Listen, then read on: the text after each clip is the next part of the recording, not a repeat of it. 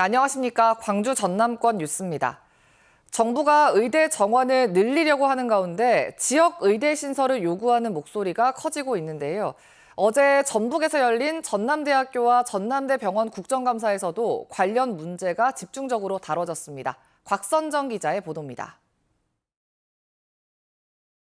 호남 지역 대학병원에 대한 국정감사, 지역 의대 졸업생의 수도권 유출로 인한 의료 인력 공백과 지역 의대 신설 등이 도마 위에 올랐습니다. 특히 2017년부터 5년 동안 의대 졸업생들의 지역 취업률이 전남의 경우 2.5%에 불과하다는 지적이 나왔습니다. 지역인재 전용과 지역 정규 요건을 어떻게 하면 강화할 수 있을 것인지 이 부분에 대해서 좀 검토를 하셔가지고 종강까지 좀 제출을 해주시고요. 결국 전국 시도 중에 의대가 없는 전남에는 의대를 신설하고 동시에 국립대 의대의 지역사회 정원을 도입해서 의대 정원을 늘리는 것이 필요하다고 봅니다. 정부의 의대 인원 확대 계획에 대해 한정된 시설과 교수 수급도 문제로 지적됐습니다. 정부는 의대 신설이 아니라 증원만 생각하기 때문에 이럴 경우 아마 순천, 목포, 안동 비롯한 지역에서의 반발이 아주 극심할 거라고 예상할 수 있습니다.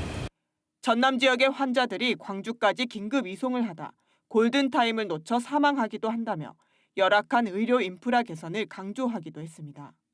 대부분 전남 지역에서 전남대 병원 차량을 이동하는데 1시간 이상 걸리죠. 다들 공감하겠지만 전국에서 의과대학 유치를 1순위를 꼽는다면 사실 전남 지역이 돼야 된다고 보는데 거기도 동의하시죠? 이에 대해 지역 병원장들도 공감을 표했습니다. 필수 의료와 공공 의료 그리고 지역에 어떤 의사가 더 활성화될 수 있는 지역 의료 수가 같은 것들을 같이 고민하면서 의과대학의 신설 그리고 의사 수의 증가를 같이 고민을 해야지 저희가. 한편 민주당 소속 전라남도 국회의원들은 전남권의 국립의대 신설을 촉구했고 김영록 지사도 간담회에서 의과대학이 신설되도록 지역사회와 총력 대응하겠다고 밝혔습니다. KBS 뉴스 곽선정입니다. 무안과 한평 군민 여론조사에서 광주 민간공항과 군공항을 통합 이전한다면 찬성하겠다는 응답이 더 높게 나왔습니다. 광주연구원은 광주 민간공항과 군공항이 거주지역으로 통합해서 이전하는 방안에 대해 어떻게 생각하냐는 질문에 무안군은 50.6%, 한평군도 46.7%가 찬성한다고 답했다고 밝혔습니다. 이번 조사는 광주연구원이 한길 리서치에 의뢰해 지난 10월 7일부터 나흘 동안 한평과 무안 지역에 거주하고 있는 만 18세 이상 성인 남녀 1,000명을 대상으로 유선 RDD 방식으로 진행했고 표본 오차는 95% 신뢰 수준의 플러스 마이너스 4.4%포인트입니다.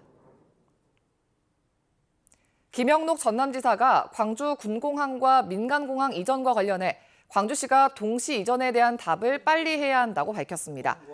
김 지사는 광주시가 이전에 대한 답을 해줘야 문제가 쉽게 풀릴 수 있다며 이 문제를 논의하기 위한 강기정 광주시장과의 회동도 광주시가 여건을 만들어줘야 한다고 말했습니다.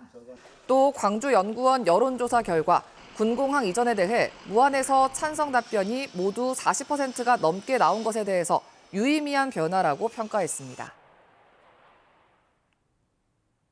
5.18 진상규명조사위원회가 주요 쟁점을 확인하기 위한 청문회를 열지 않기로 결정했습니다. 조사도 지지부진한 상황에서 청문회까지 무산되자 비판이 커지고 있습니다. 김혜린 기자입니다. 5.18 진상규명조사위원회가 청문회를 열겠다고 한 시점은 당초 지난 3월이었습니다.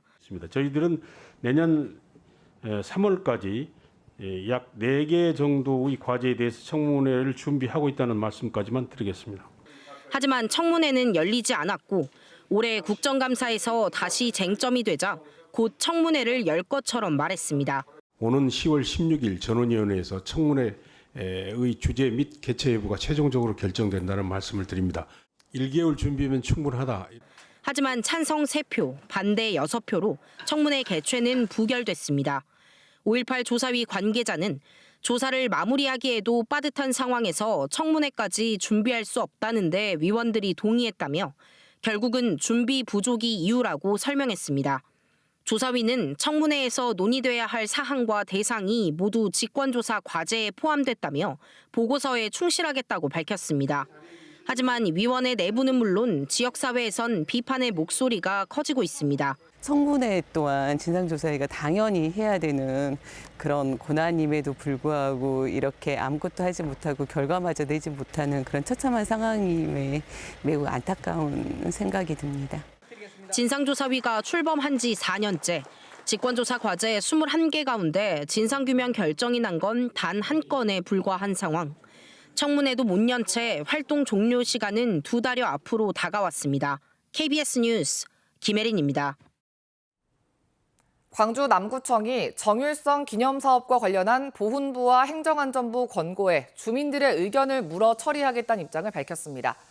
남구청은 도로명 주소인 정율성로를 바꾸라는 행정안전부 권고에 대해 도로명 주소 변경은 행정기관에서 직권으로 추진할 수 없다며 도로명을 사용하는 주민들의 의견을 수렴하겠다고 밝혔습니다. 또 정율성 흉상 훼손 사건에 대해서 공유재산 훼손 사건으로 보고 끝까지 민형사상 책임을 지게 하겠다고 밝혔습니다. 광주 화정 아이파크 붕괴 사고와 관련해서 시공사인 현대산업개발이 전면 철거하겠다던 당초 발표를 뒤집고 일부만 철거하겠다고 했다가 최근 다시 번복했죠. 국정감사에서 비판이 쏟아졌는데요. 증인으로 출석한 HDC그룹 정몽규 회장은 광주에서 잇따라 벌어진 초대형 사고의 원인을 다른 데로 돌렸습니다. 김호 기자의 보도입니다. 도심 한복판에 건설 중이던 아파트가 무너져 내려 6명의 근로자가 숨진 광주 화정 아이파크 붕괴 사고. 시공사인 현대산업개발은 전면 철거를 약속했다가 8개 동 모두를 철거하고 새로 아이파크를 짓겠습니다. 본격적인 해체 공사를 앞두고 슬쩍 말을 바꿨고 8개 동의 지상 주거 부분 전체에 대해 해체 후 입주 예정자들의 반발이 일자 원래 발표대로 전면 철거를 결정했습니다. 국정감사에서 질타가 쏟아졌습니다. 전부 철거를 한다고 했다가 일부만 철거하겠다고 해서 정말 국민적 분노를 샀습니다. 광주 학동 재개발 현장 붕괴 사고로 17명의 사상자를 내고도 초대형 사고가 반복됐다는 점에서 비판이 이어졌고 어떤 이유로든 정말 용서할 수도 없고 있을 수도 없는 거고 책임 회피에만 급급했다는 지적도 나왔습니다. 현산 회장은 물러났다. 지주 회장만 한다. 현산 회장에서 물러나신 게 22년 1월 17일입니다. 1월 27일 날 중대재해처벌법이 시행이 돼요.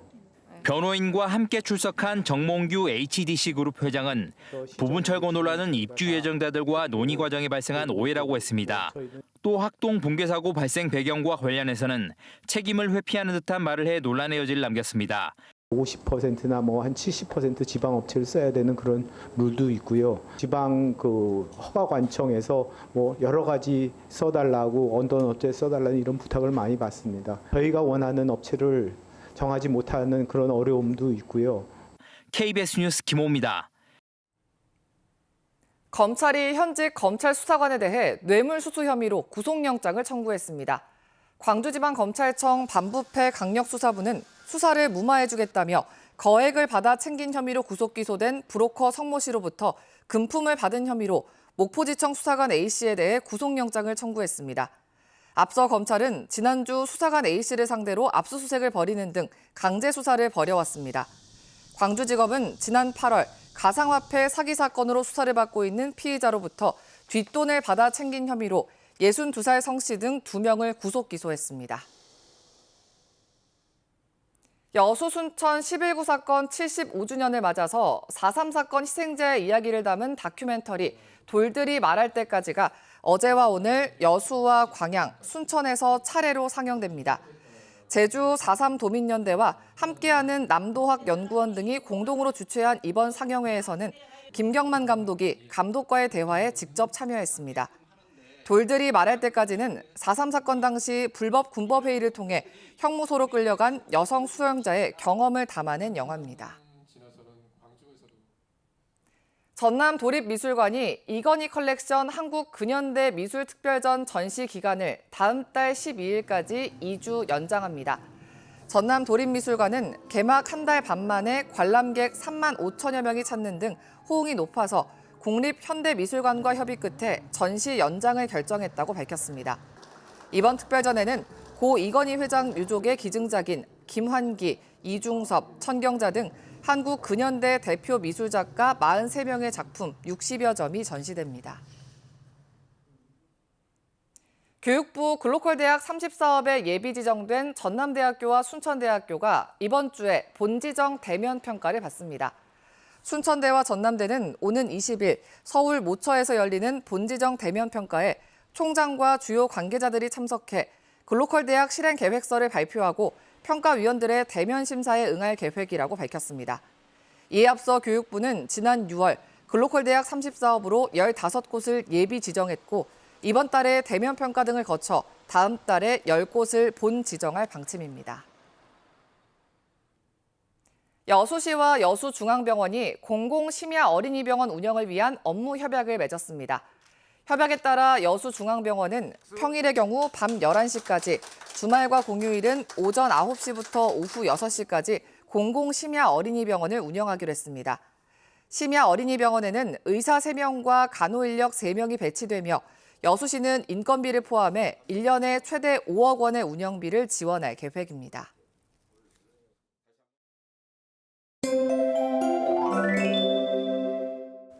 오늘 아침은 어제보다도 추운 곳들이 많습니다. 대부분 지역에서 아침 최저 기온이 10도 이하로 내려갔는데요. 특히 곡성과 보성 등은 5도를 밑돌고 있습니다. 어제와는 비슷하거나 최대 7도가량이나 낮고요. 바람이 불어서 체감 온도는 더 낮습니다. 다만 낮 동안에는 다시 기온이 빠르게 올라 일교차가 15도 안팎으로 크게 벌어지겠습니다. 오늘 하늘은 대체로 맑다가 밤부터 차차 구름이 많아지겠고요. 보성과 구례 등 전남 동부 지역을 중심으로는 안개가 짙게 끼어 있는데요. 오전까지는 운전하실 때 조심하셔야겠습니다. 내일 밤부터 모레 아침까지는 비 소식이 있습니다. 5에서 20mm가 예상되고요. 돌풍과 천둥, 번개가 동반되겠습니다. 지역별 기온 살펴보겠습니다. 아침 기온 어제와 비슷하거나 1도에서 7도가량 낮아 쌀쌀하고요. 낮 기온은 장성과 나주 24도로 온화하겠습니다. 순천의 낮 최고 기온 24도, 고흥 23도까지 오르겠습니다. 목포의 한낮 기온 22도, 강진과 해남 24도 등으로 낮 기온은 어제와 비슷하거나 1, 2도가량 높겠고요. 신안을 비롯한 도서 지역은 22도에서 23도가 예상됩니다. 바다의 물결은 전해상에서 비교적 잔잔하겠습니다. 모레부터 북서쪽에서 찬 공기가 유입되면서 더 쌀쌀해지겠습니다. 날씨였습니다. 10월 18일 뉴스광장 마칩니다. 시청해주신 여러분 고맙습니다.